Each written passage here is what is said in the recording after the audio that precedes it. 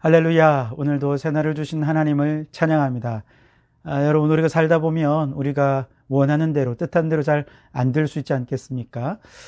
그럴 때에도 하나님은 그 모든 일들을 주관하시고 이끌어 가십니다. 우리가 내 뜻대로 되지 않는다 하더라도 그 속에 하나님의 일하심을 믿는 사람은 그리 아니하실지라도 감사할 수 있고, 그리 아니하실지라도 하나님을 사랑할 수 있게 될 것입니다. 우리 그 마음으로 오늘 이 아침에 그리 아니하실지라도 우리 함께 찬양하시면서 하루의 문을 활짝 열어가도록 하겠습니다. 함께 찬송하시겠습니다. 그리 아니하실지라도 감사해요.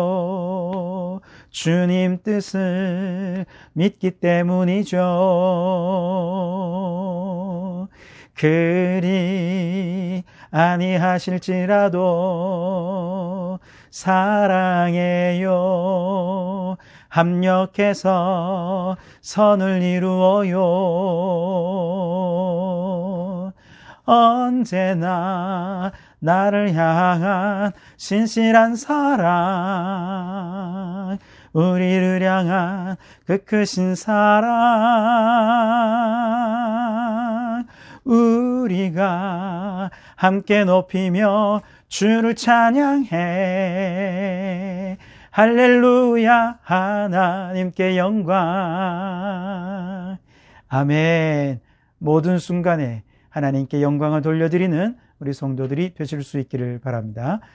이 아침 우리에게 주시는 하나님의 말씀은 사도행전 17장 22절에서 34절까지 말씀입니다. 제가 봉독해 드리겠습니다. 바울이 아레오바고 가운데 서서 말하되, 아덴 사람들아, 너희를 보니 범사에 종교심이 많도다. 내가 두루다니며 너희가 위하는 것들을 보다가 알지 못하는 신에게라고 새긴 단도 보았으니, 그런즉 너희가 알지 못하고 위하는 그것을 내가 너희에게 알게 하리라. 우주와 그 가운데 있는 만물을 지으신 하나님께서는 천지의 주제시니 손으로 지은 전에 계시지 아니하시고, 또 무엇이 부족한 것처럼 사람의 손으로 섬김을 받으시는 것이 아니니, 이는 만민에게 생명과 호흡과 만물을 지니 주시는 이심이라. 인류의 모든 족속을 한 혈통으로 만드사 온 땅에 살게 하시고 그들의 연대를 정하시며 거주의 경계를 한정하셨으니, 이는 사람으로 혹 하나님을 더듬어 찾아 발견하게 하려 하심이로되, 그는 우리 각 사람에게서 멀리 계시지 아니하도다. 우리가 그를 힘입어 살며 기동하며 존재하느니라. 너희 시인 중 어떤 사람들의 말과 같이 우리가 그의 소생이라 하니, 이와 같이 하나님의 소생이 되었은즉 하나님을 금이나 은이나 돌에다 사람의 기술과 고안으로 새긴 것들과 같이 여길 것이 아니니라. 알지 못하던 시대에는 하나님이 간과하셨거니와 이제는 어디든지 사람에게 다 명하사 회개하라 하셨으니, 이는 정하신 사람으로 하여금 천하를 공의로 심판한 날을 작정하시고 이에 그를 죽은 자 가운데서 다시 살리신 것으로 모든 사람에게 믿을 만한 증거를 주셨음이라 하니라.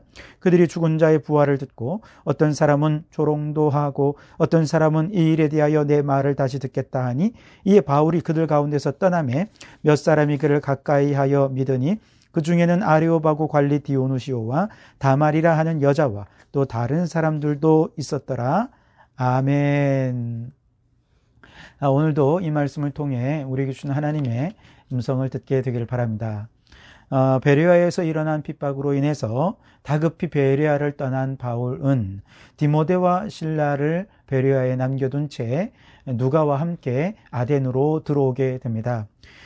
디모데와 실라를 기다리면서 아덴의 영적 상황을 살펴보니 철학의 도시로 알려졌던 그 아덴이 실상은 우상 숭배의 도시라는 사실을 보고는 아주 격분을 하게 되죠. 게다가 만나는 사람들과 논쟁을 하게 되면서 의도치 않게 변론에 휩싸이게 되죠.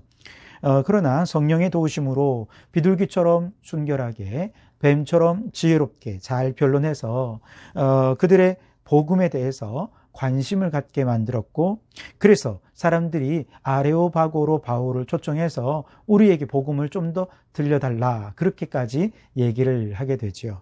그래서 오늘 본문의 말씀은 이제 바울이 아레오바고로 초청되어서 사람들에게 전한 복음의 내용, 그 설교의 내용이 오늘 요약된 것이 오늘 본문의 말씀인데요. 우선 오늘 내용을 보면 바울은 아덴 사람들이 종교심이 많다 하는 것으로부터 이야기를 시작합니다. 사실 이 사람들에게 종교심이 많다라고 얘기하는 것은 어떻게 보면 칭찬일 수도 있고 어떻게 보면 사실은 그들을 향한 비난이기도 할 텐데요.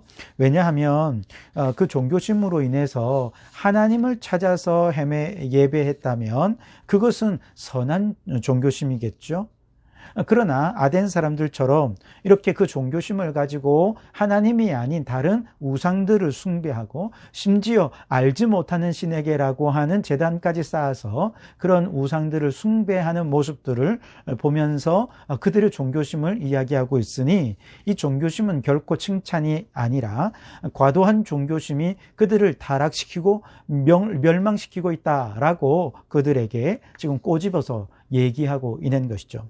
자, 바울은 이제 이처럼 과도한 종교심으로 우상숭배하는 이들 우상숭배자들이 어떤 죄를 범하고 있는지 그들을 경고하고 책망하면서 이 얘기를 이어가고 있는데요.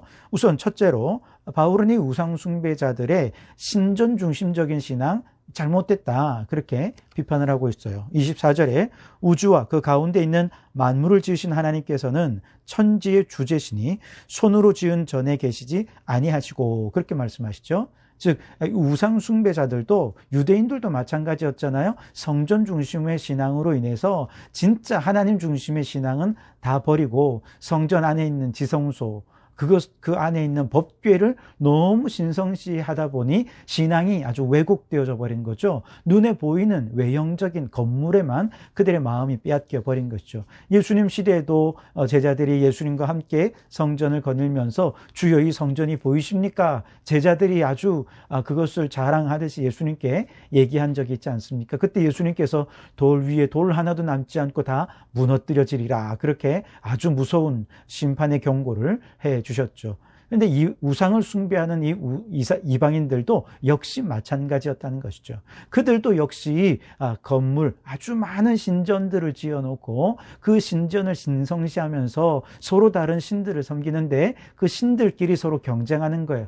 우리가 예배하는 이 신전이 더 거룩하다. 아니다. 우리가 예배하는 신전이 더 거룩하다. 이러면서 서로 막 경쟁하는 것이죠. 이거 잘못됐다는 것입니다. 요한복음 4장 말씀에서도 예수님께서 수가성 여인과 대화를 하시면서 그런 얘기를 하시죠. 수가성 여인이 예수님께 예수님 저는 사마리아 산에서 예배를 드리는데 이 유대인들은 그거 잘못됐고 예루살렘에 와서야 예배 드리는 예배만 진짜다 얘기하는데 뭐가 진짜입니까? 그래서 예수님께서 이렇게 말씀하시죠. 이 산에서도 말고 예루살렘에서도 말고 중요한 것은 예배자가 영과 진리로 예배하는 그 마음의 중심이다. 이제 그런 말씀을 하시지 않습니까? 중요한 것은 겉으로 보이는 외형이 아니라는 거예요. 성전이 얼마나 크냐, 성전이 얼마나 아주 위엄에 차 있느냐, 뭐 이런 것이 중요한 것이 아니라 그 안에서 드리는 예배자의 마음의 중심이 어디를 향하고 있느냐, 이게 중요하다는 것이죠.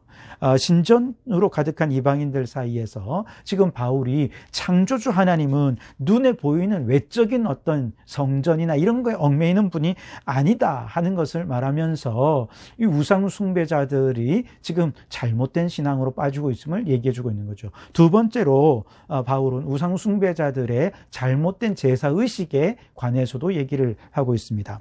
25절에 또 무엇이 부족한 것처럼 사람의 손으로 섬김을 받으시는 것이 아니니 이는 만민에게 생명과 호흡과 만물을 친히 주시는 이심이라. 아멘.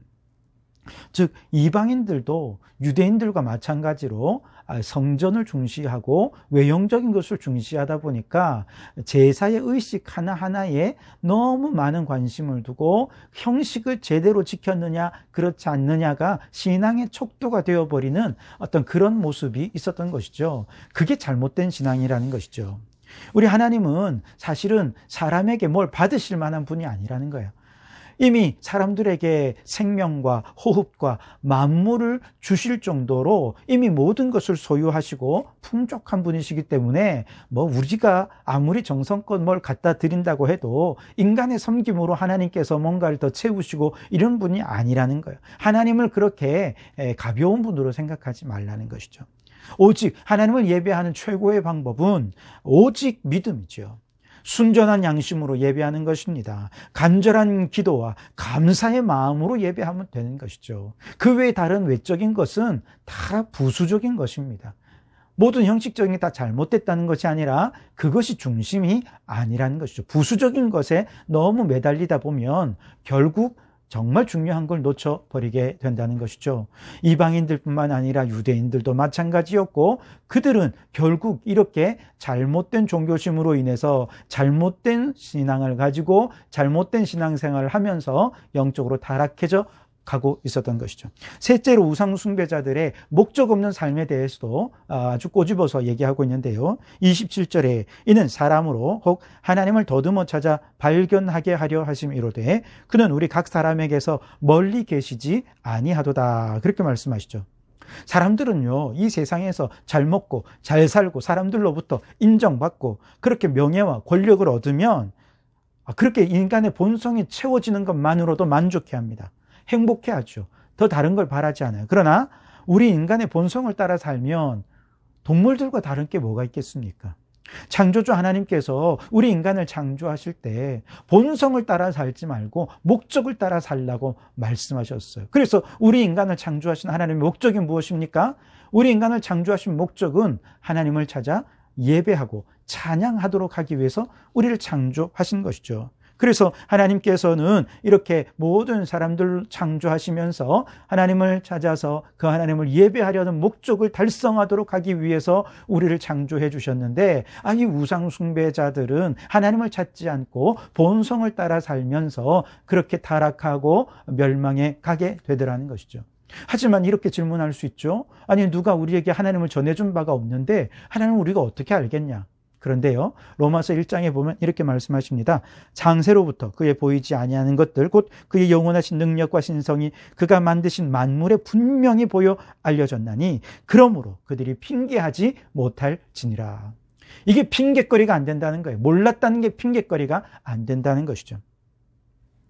하나님은 누구보다 우리 가까이에 계시기 때문에 우리가 간절하게 진실되게 하나님을 찾고자 눈을 돌리기만 하면, 마음을 모으기만 하면 하나님은 얼마든지 발견할 수 있고 만날 수 있고 예배할 수 있다라고 하는 것이죠.